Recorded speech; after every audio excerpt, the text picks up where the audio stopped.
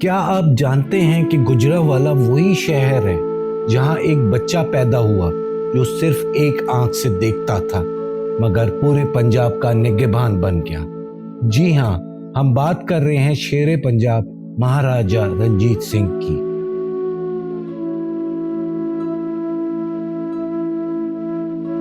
اور آج ہم آپ کو دکھانے جا رہے ہیں وہی تاریخی عمارت جسے تقریباً 230 سال ہو چکے ہیں، جہاں ایک بچپن نے چیچک کو شکست دی اور وقت کو بدلنے کی قسم کھائی۔ یہ صرف اینٹیں نہیں، یہ پنجاب کے ایک عظیم عہد کا آغاز ہے۔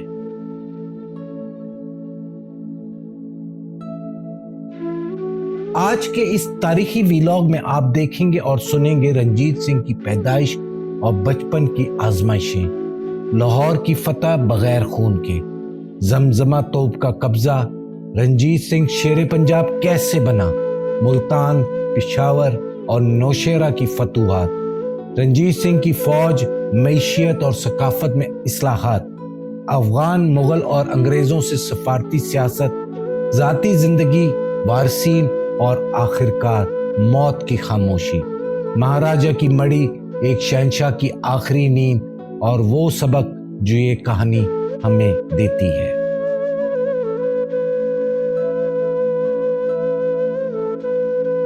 یہ ہے گجرانوالہ، پہلوانوں کا شہر، دیسی کھانوں کی خوشبو سے مہکتا اور ایسے کرداروں کی سرزمین جنہوں نے تاریخ کو اپنی مٹھی میں بند کیا۔ یہ وہی شہر ہے جہاں سے ایک شیر نے دھاڑ ماری اور پورا بر صغیر سن پڑا۔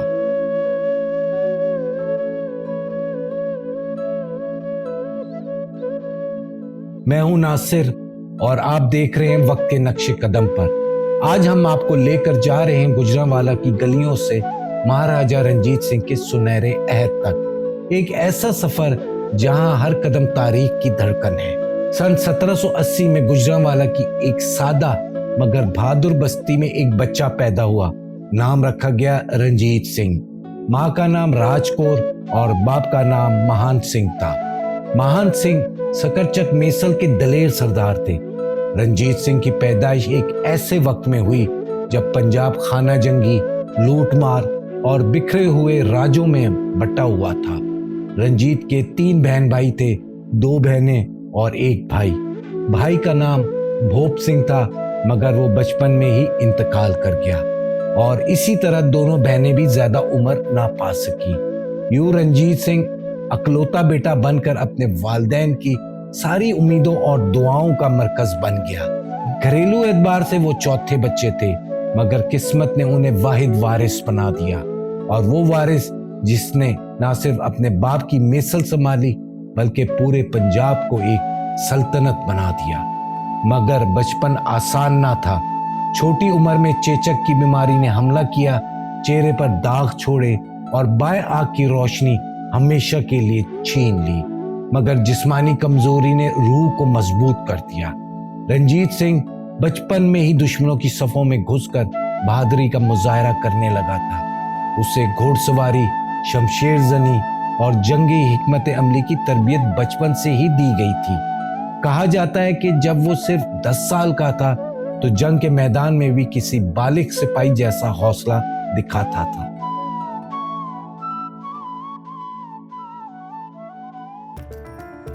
سن 1790 کی دہائی میں پنجاب ٹوٹ چکا تھا، مغل سلطنت کا چراغ مدھم ہو چکا تھا اور دہلی میں شاہ عالم ثانی کا نام تو باقی تھا مگر اختیار صرف کاغذ پر تھا۔ لاہور جو کبھی مغلوں کا فخر تھا اب افغان حملہ آوروں اور مقامی سرداروں کے درمیان لڑکھڑاتا ہوا ایک شہر بن چکا تھا۔ جب 1799 میں رنجیت سنگھ نے لاہور کی طرف قدم بڑھایا تو شہر پر قبضہ تھا لبو مل اور افغان سردار زمان شاہ درانی کے وفاداروں کا، مگر لاہور کے باسی امن کو ترس چکے تھے، ایک ایسے محافظ کو ڈھونڈ رہے تھے جو تلوار ضرور اٹھائے مگر خون بہائے بغیر انصاف قائم کرے۔ اور تب شیر پنجاب نے پہلی دھاڑ ماری، مگر یہ دھاڑ میدان جنگ میں نہیں، دلوں میں گونجی۔ رنجیت سنگھ نے بغیر خون بہائے بغیر لاہور کا قلعہ فتح کیا۔ یہ صرف ایک قلعہ نہیں، ایک شہر کی روح تھی جو ایک نیا راج قبول کرنے پر تیار تھی۔ اور 2 سال بعد سن 1801 میں لاہور کی سرزمین نے نئی روشنی دیکھی۔ رنجیت سنگھ نے باضابطہ تخت نشینی کی اور مہاراجا کا لقب پایا۔ پنجاب اب بکھری ہوئی سرزمین نہیں رہا، یہ ایک سلطنت بن چکا تھا اور اس سلطنت کا شیر رنجیت سنگھ کہلاتا تھا۔ لاہور فتح ہو چکا تھا، قلعے کے دروازے مہاراجا رنجیت سنگھ کے حکم کے تابع ہو چکے تھے، مگر اقتدار صرف قلعوں سے مکمل نہیں ہوتا، طاقت کی ایک علامت بھی ہوتی ہے، اور اب ہم آپ کو دکھاتے ہیں وہ علامت جو آج بھی لاہور کے دل میں ایستادہ ہے۔ جی ہاں، زمزمہ توپ۔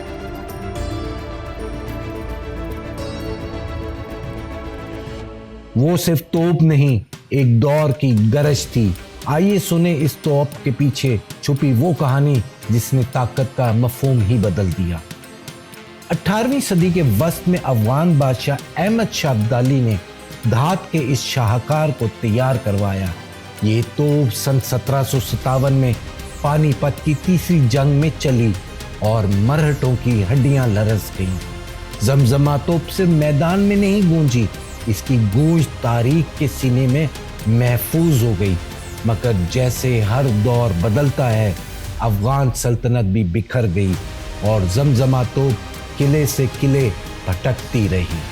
اور پھر 1799 میں جب لاہور فتح ہوا، شہر میں بد نظمی، شور اور بے یقینی تھی، اور شہر کے بیچوں بیچ زمزمہ توپ تنہا، خاموش اور بے وقت۔ لیکن رنجیت سنگھ کی نظر میں یہ صرف دھات نہ تھی، یہ طاقت کا تاج تھا۔ اور کچھ ہی وقت میں زمزمہ توپ پر مہاراجا رنجیت سنگھ کا پرچم تھا۔ لاہور کا اقتدار اب صرف قلعے کے اندر نہیں، شہر کے بیچوں بیچ سب کے سامنے کھڑا تھا۔ زمزمہ توپ بعد میں دہلی دروازے کے سامنے نصب کی گئی، اور وہیں سے اسے ہر آنے والا دیکھتا کہ یہ لاہور اب ایک شیر کا مسکن ہے۔ یہ توپ وہ لمحہ تھی جب ایک آنکھ والا لڑکا پنجاب کی آنکھ بن چکا تھا۔ زمزمہ توپ آج بھی لاہور کی دل میں دھڑکتی ہے۔ یہ توپ نہیں، ایک اعلان ہے کہ تاریخ میں طاقت ہمیشہ بندوق سے نہیں، بصیرت، حوصلے اور قیادت سے حاصل ہوتی ہے۔ اور مہاراجا رنجیت سنگھ اس توپ کے ساتھ ایک سلطنت کا بادشاہ نہیں، پنجاب کی روح بن گیا تھا۔ لاہور تو فتح ہو چکا تھا، مگر رنجیت سنگھ جانتا تھا کہ لاہور کو محفوظ رکھنے کے لیے دشمن کی جڑیں کاٹنی ہوں گی، اور یہ جڑیں کہاں تھیں؟ ملتان میں اور پشاور میں۔ ملتان ایک قدیم شہر جہاں صدیوں سے تجارت، زراعت اور عقیدت کا سورج چمکتا آیا تھا۔ ملتان پر اس وقت نواب مظفر خان سدوزئی کی حکومت تھی، جو درانیوں افغانوں کے زیر اثر تھا۔ یہی درانی افغانستان سے مسلسل حملے کرتے تھے اور لاہور دہلی تک فساد کی آگ بھڑکاتے تھے۔ رنجیت سنگھ جانتا تھا جب تک ملتان ان کے ہاتھ میں ہے، لاہور کبھی بھی محفوظ نہیں۔ سن 1818 میں رنجیت سنگھ نے ملتان کا محاصرہ کیا۔ مہینوں کی سخت لڑائی کے بعد آخر کار قلعہ ٹوٹا اور نواب مظفر خان لڑتے ہوئے مارا گیا۔ ملتان پنجاب کا تاج اب سکھ سلطنت کا حصہ بن چکا تھا۔ مگر جنگ ختم نہ ہوئی۔ دوسرا بڑا خطرہ پشاور، جو درانیوں اور افغان قبائل کا گڑھ تھا، جہاں سے حملہ آور بار بار پنجاب پر ٹوٹ پڑتے تھے۔ سن 1823 میں رنجیت سنگھ نے ایک فیصلہ کن مارکا لڑا، مارکا نوشیرہ۔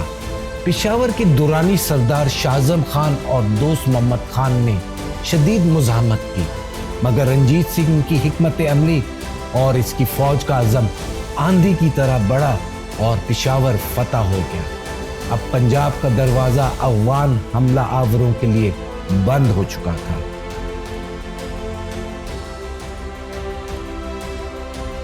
پنجاب کے لوگوں نے اپنے محافظ کو ایک نیا لقب دیا، شیر پنجاب، کیونکہ وہ صرف بادشاہ نہ تھا، وہ سپاہی بھی تھا اور محافظ بھی۔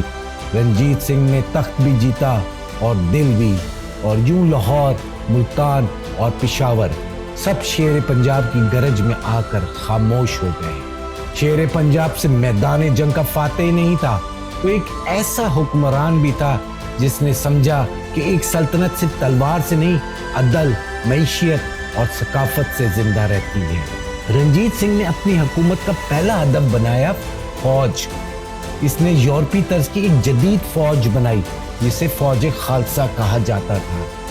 فرانسیسی اور اطالوی جنرلز جیسے جنرل جان بینٹ اور جنرل ایلون وینچورا کو بلایا، جنہوں نے سپاہیوں کو مغربی انداز میں تربیت دی۔ نظم و ضبط، توپ خانہ، انفینٹری اور کیولری سب کچھ اثر نو ترتیب دیا گیا۔ کہا جاتا ہے کہ اس وقت رنجیت سنگھ کی فوج برے صغیر کی سب سے منظم فوج تھی۔ رنجیت سنگھ جانتا تھا کہ صرف تلواریں نہیں، روٹی بھی چاہیے۔ اس نے زرعی اصلاحات کی، نہر نظام کو بہتر بنایا اور کسانوں کو زمین کا تحفظ دیا۔ بازاروں میں تجارت کو فروغ ملا۔ لاہور، امرتسر اور ملتان تجارت کے گڑھ بن گئے۔ محصولات کا نظام سادہ اور شفاف تھا، نہ بیجا ٹیکس، نہ جاگیرداروں کی لوٹ مار۔ ہر شہری جانتا تھا کہ اس کی محنت کا پھل اسے ملے گا۔ شیر پنجاب مذہب کی زنجیروں میں قید بادشاہ نہ تھا۔ اس نے مساجد کو بحال کیا، مندروں کی حفاظت کی اور گردواروں کو سرفراز کیا۔ رنجیت سنگھ کا اصول تھا، رعایا کی عزت، بادشاہ کا فرض۔ لاہور کی بادشاہی مسجد جو افغان حملہ آوروں کے وقت تباہ ہو چکی تھی، رنجیت سنگھ نے اس کی بھی مرمت کروائی۔ اس کے دربار میں مسلمان، ہندو اور سکھ وزراء موجود تھے اور ثقافت پھولوں کی ایک رنگین وادی کی طرح پھلنے پھولنے لگی۔ شاعری، موسیقی، مصوری سب کو فروغ ملا۔ یہی وہ دور تھا جب اس دور کا پنجاب واقعی سونے کا پنجاب کہلایا۔ رنجیت سنگھ شیر پنجاب صرف تلوار کا بادشاہ نہ تھا، وہ سیاست کا ماہر شطرنجی کھلاڑی بھی تھا۔ جب مغل سلطنت کا چراغ ٹمٹما رہا تھا اور دہلی کے تاجدار محض کٹ پتلیاں بن چکے تھے، رنجیت سنگھ نے انہیں چیلنج کیا۔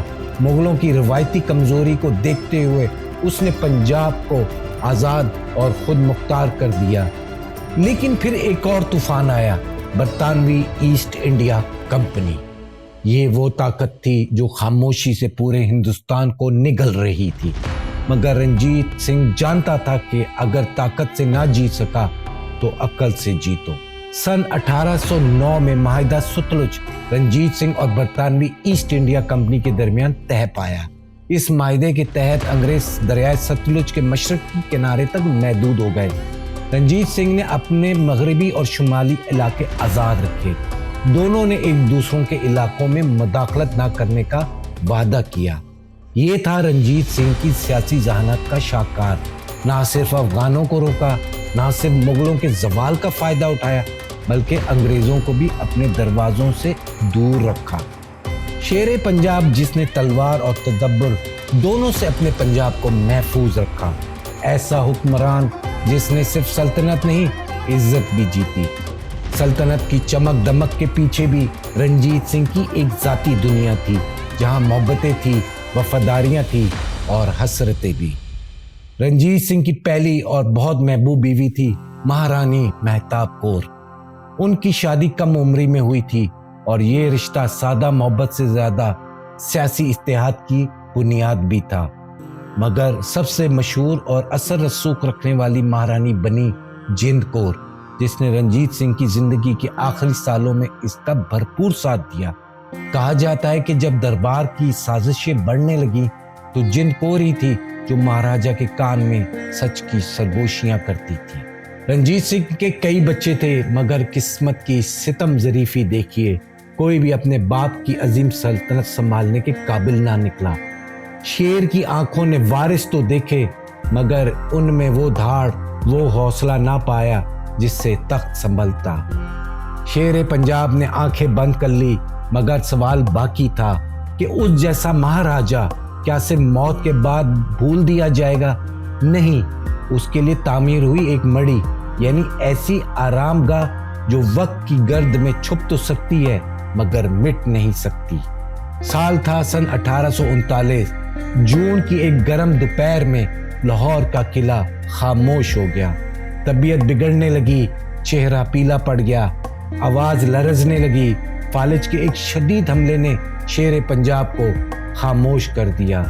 27 جون سن 1839 کو مہاراجا رنجیت سنگھ، جو کبھی تلوار کی گرج تھا، جو کبھی ہزاروں کی فوج کا حوصلہ تھا، آخری سانس لے کر تاریخ کا امر باب بن گیا۔ مگر شیر کے جانے کے بعد شکاری آ گئے، دربار سازشوں کا شکار ہوا، شہزادے آپس میں لڑنے لگے۔ آخری مہاراجا دلیپ سنگھ محض 5 سال کا بچہ، معصوم، کمزور اور بے بس۔ انگریزوں نے موقع دیکھا اور سن 1849 میں پنجاب کو اپنے قدموں تلے روند ڈالا، اور یوں پنجاب کی وہ سلطنت جو ایک شیر کی دھاڑ پر کھڑی ہوئی تھی، اب برطانوی سامراج کے سائے میں دب گئی۔ مہاراجا رنجیت سنگھ کی آخری آرامگاہ لاہور کے دل میں واقع ہے، بادشاہی مسجد کے بائیں جانب اور گردوارہ دربار صاحب کے بالکل سامنے۔ یہ ہے مڑی رنجیت سنگھ، جہاں شیر اب خاموش نیند سو رہا ہے۔ یہ مقبرہ سن 1848 میں مہاراجا کی یاد میں تعمیر کیا گیا۔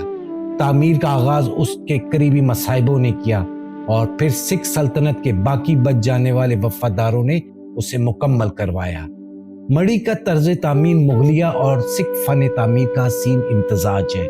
سفید سنگ مرمر کی بنیاد، اوپر خوبصورت گنبد اور اندر وہ مقام جہاں ایک وقت کا فاتح ہمیشہ کے لیے خاموش ہو گیا۔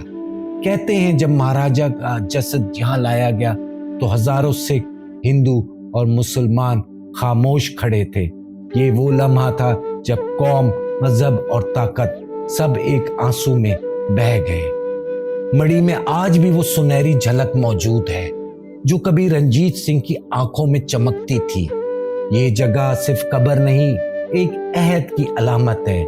یہاں آنے والا ہر شخص ایک ہی سبق لے کر جاتا ہے: اقتدار ختم ہو سکتا ہے مگر کردار کبھی نہیں۔ کہتے ہیں بادشاہ صرف فتوحات سے نہیں، فن سے زندہ رہتے ہیں، اور مہاراجا رنجیت سنگھ وہ فاتح تھا مگر وہ فنکار بھی تھا، جس نے صرف زمین نہیں جوڑی، دل بھی جوڑے۔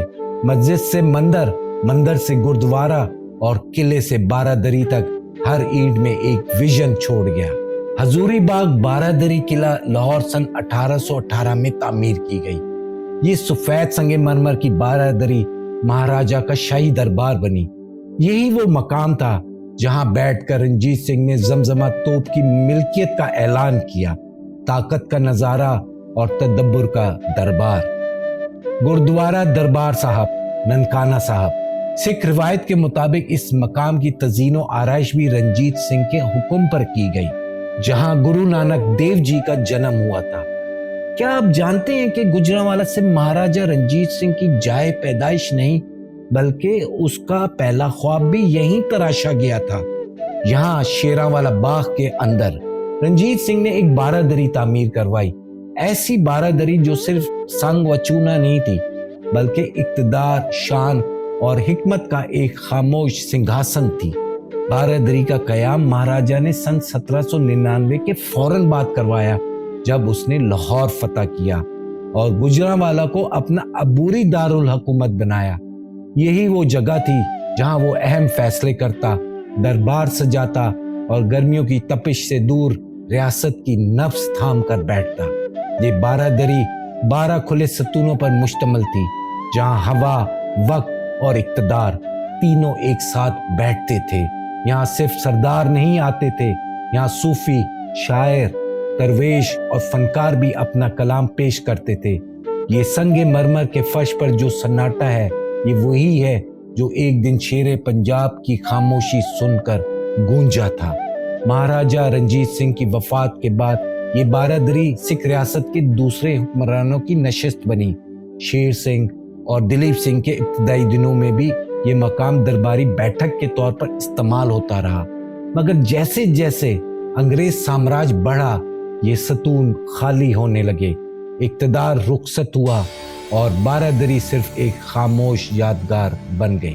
رنجیت سنگھ چلا گیا مگر اس کا خواب، اس کی بہادری آج بھی پنجاب کی ہواؤں میں گونجتی ہے۔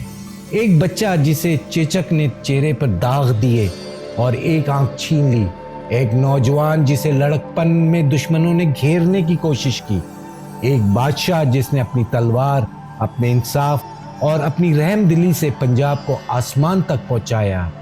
رنجیت سنگھ کی زندگی ہمیں سکھاتی ہے کہ ظاہری نقائص کبھی عظمت کی راہ میں دیوار نہیں بنتے۔ اصل طاقت جسم کی نہیں، ارادے کی ہوتی ہے۔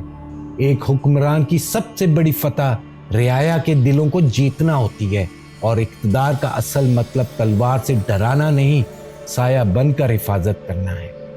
वो बादशाह जो सिर्फ कले ना जीते बल्कि कौम की रूह को जगा गया। रंजीत सिंह हमें ये बताता है इक़्तिदार आर्जी होता है मगर किरदार हमेशा जिंदा रहता है। ये है गुजरांवाला, जहां मट्टी से पहलवान निकलते हैं, जहां देसी खानों की खुशबू हर मुसाफिर को रोक लेती है। और ये है लाहौर, जहां हर ईंट हर दरवाजा अपनी कहानी खुद सुनाता है। और ये है वक्त के नक्श कदम, जहां हम आपको लेकर चलते हैं उन ख्वाबों, उन कुर्बानियों, उन अजमतों के रास्ते पर जिन्हें ना वक्त मिटा सका ना तारीख बुला सकी। हमारे साथ जुड़े रहिए, क्योंकि तारीख कभी पुरानी नहीं होती, बस कहानियां सुनने वाले नए हो जाते हैं।